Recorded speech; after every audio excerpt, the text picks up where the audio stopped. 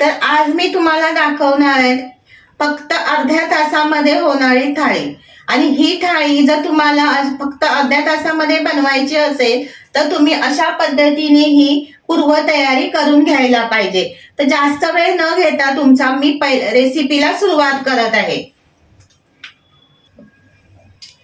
तर सुरुवात आपण कुठून करायची तर मी भातापासून करणार आहे। तर भात हा मी ना टोपामध्ये बनवणार आहे, पण तुम्ही जर बनवत असाल तर तुम्ही कुकरामध्ये बनवला तरीही चालेल। तर इथे मी भात टोपामध्ये बनवण्यासाठी गरम करत पाणी ठेवलेलं आहे। तर इथे पाणी आपलं भातासाठी गरम झालंय, त्याच्यामध्ये घालायचंय मीठ। आता इथे मी तांदूळ भिजत टाकून ठेवले होते, तर हे मी आता या पाण्यामध्ये घालणार आहे। आता या भातावरती जे पांढरं हे फेस येतो ना, तो आपण ना काढून घ्यायचा असा।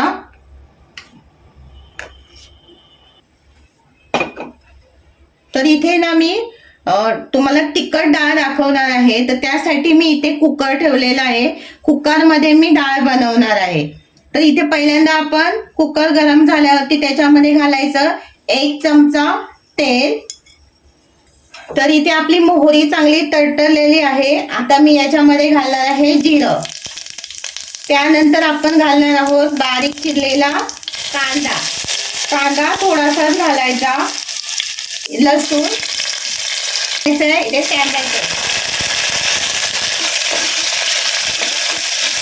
घालायचंय हिंग, यात घालायचंय मालवणी मसाला,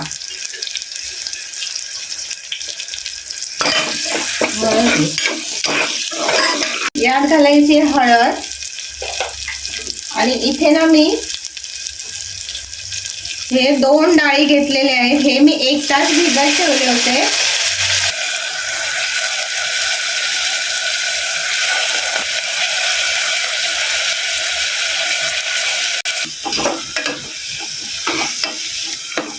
डाळीमध्ये आपल्याला चवीप्रमाणे मीठ घालायचं आहे। आता मीठ घातल्यानंतर आपण याच्यामध्ये घालणार आहे पाणी। तुम्हाला डाळ घट्ट बनवायची आहे की पातळ बनवायची असेल त्याप्रमाणे पाणी घालायचं। इथे मी 2 ग्लास पाणी घातलेलं आहे। आता आपण हे मिक्स करून घेऊया। आपण कुकर बंद करून घ्यायचं आणि हे 3 शिट्ट्या काढून घ्यायच्या आहेत। डाळ शिजायला जास्त वेळ लागत नाही। इथे मी 2 डाळीचा वापर केला आहे, पण तुम्हाला जर याच्यापेक्षा अजून काही डाळी घालायचे असतील तर तुम्ही त्याच्यामध्ये घालू शकता। उदाहरणार्थ आपली तुरीची डाळ वगैरे सुद्धा यूज करू शकता। हे बघा शिजलेलं आहे। आता आपण काय करायचं, यातलं ना पाणी काढून घ्यायचं आहे। तर इथे मी पाणी काढून घेते। जर तुम्हाला पाणी काढायचं नसेल, जर त्याला म्हणतात बैठा भात, तर त्याच्यामध्ये पहिल्यांदाच पाणी कमी ठेवायचं। इथे मला पाणी काढायचं होतं त्यामुळे मी इथे जास्त ठेवलेलं आहे। तर ह्या अशा पद्धतीने ना मी हे बघा उचलून पाणी काढते ह्याच्यामधलं। ह्याच्यामधली जी पेज येते ना, त्याला पेज म्हणतो आम्ही, ती तुम्ही अशी पिळू शकता। तर इथे ना मी 1 वाटी घेतली आहे, त्याच्यामध्ये ही ना पेज मी काढून घेते बघा अशा पद्धतीने। जर तुम्हाला प्यायची असेल ना पिऊ शकता, लहान मुलांना सुद्धा ही तुम्ही पेज देऊ शकता, कारण खूप फायद्याची असते आरोग्यासाठी। तर इथे ना मी ही वांगी घेतली आहेत, वांगी मी फ्राय करणार आहे। तर कशा पद्धतीने कट करून घेतली ती तुम्हाला दाखवते बघा अशा पद्धतीने। आणि इथे मसाले घेतले आहेत ते सुद्धा मी तुम्हाला दाखवते। तर इथे मी घेतलाय रवा, हा बघा 1 चमचा रवा घेतलाय, अर्धा चमचा हळद, लाल तिखट 1 चमचा आणि चवीप्रमाणे मीठ घेतलेलं आहे। आता हे आपण ना मिक्स करून घ्यायचं। एका साईडला मी तवा सुद्धा गरम करत ठेवलेला आहे।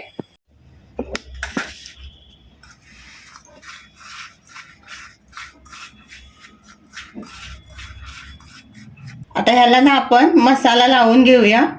हे बघा मोठं वांग असेल ना तरीही चालेल, पण माझ्याकडे ही ना छोटी वांगी होती, तर मी म्हटलं जाऊन दे, चला आता ह्याच्यामध्येच आपण फ्राय करूया। खूप छान लागतात ही वांगी।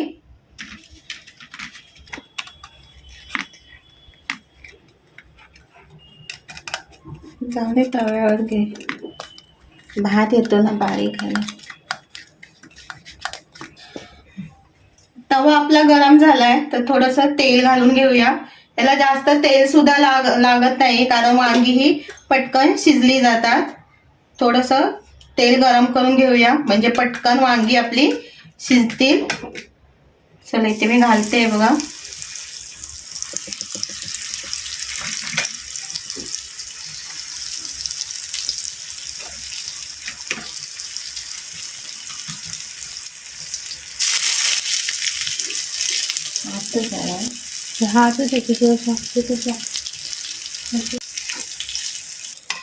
इथे मी पलटी करून घेते. तर तुमच्याकडे ना जर तांदळाचं पीठ असेल ना तर थोडंसं त्या रव्यामध्ये मिक्स करा कारण रवा काय होतं निघतो तेलामध्ये पण कुरकुरीत होतं जर तांदळाचं पीठ टाकलं तर. रवा पण चालतो. एकदम बारीक रवा घेतलाय मी.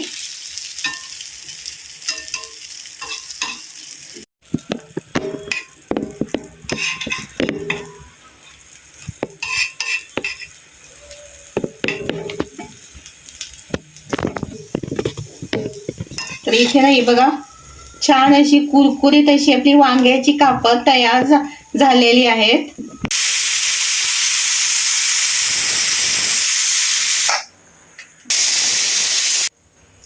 हे बघा इथे आपला ना भात ना तयार झालाय. एकदम फळफळीत असा एकदम सुट्टा. या पद्धतीने भात ना तुम्ही एकदा करून पहा आणि मला कमेंट करून सांगा तुम्हाला हा भात ही पद्धत कशी वाटली. तर इथे मी भाजीसाठी कढई ठेवलेली आहे. त्यामध्ये आपण घालायचं आहे तेल. नेहमीप्रमाणेच आपण तेल गरम करून घ्यायचं आणि त्यानंतर आपण त्याच्यामध्ये घालणार आहोत. गॅस बारीक ठेवायचा आहे नाहीतर फोडणी आपली करपली जाईल. त्यानंतर आपण घातलंय मोहरी. थोडंसं घालायचं जिरं.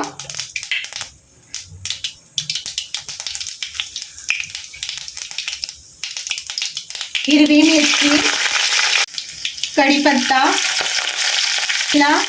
कांदा.